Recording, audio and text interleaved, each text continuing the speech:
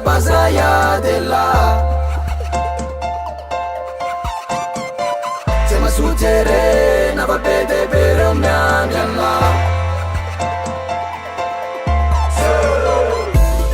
Kirina baitura yer stanza kawana wine Kirina baitunda yer stanza kawetna wine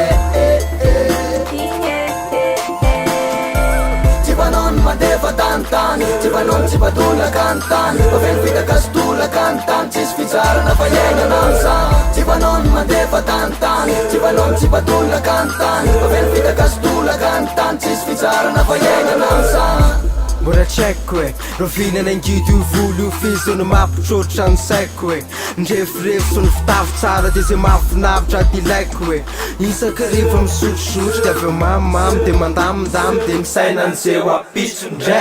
zay ka farandrapofy atao sosy ampatsirony ratra iafitondra taranino atsy farinaniko fa le mokon-doy eripokondra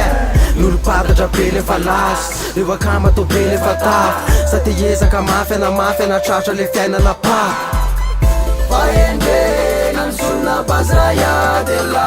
Sanjung dika wetu dobanana della Se ma suggere na papede per miandella Lavan lasu naman laro kuning kinang lavan laro Cipanon madefa tantan Cipanon cipatula kantan Pavelvita kastula kantan Cis fizara na fayenga nansa Okay then, kirena baitura yer stanza kawana wine Baitunda yer stanza kawetna wine Vou malha zao, nove man palha zao Surte, fuka, isa, nula, nati, kiala amzao Ezaka manozy mety afa Pandalo ihany amzao, mbola te hoany amzao Iaina amzany, nefa mba te hiala amzao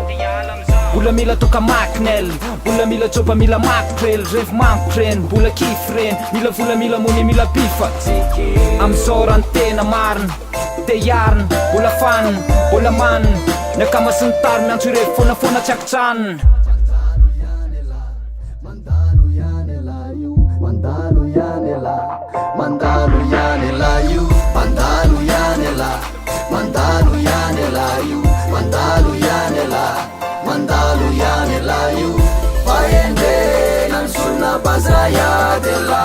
Sanjung dika wetu dobanana della Se ma suggere na papede per miandella Lavan lasu naman laro kuning kinang lavan laro Cipanon madefa tantan Cipanon cipatula kantan Pavelvita kastula kantan Cis fizara na fayenga nansa Cipanon madefa tantan Cipanon cipatula kantan Pavelvita kastula kantan Cis fizara na fayenga nansa Okay then, kirena baitura yer stanza kawana wine Kirena baitunda yer stanza kawetna wine Haru Music Protection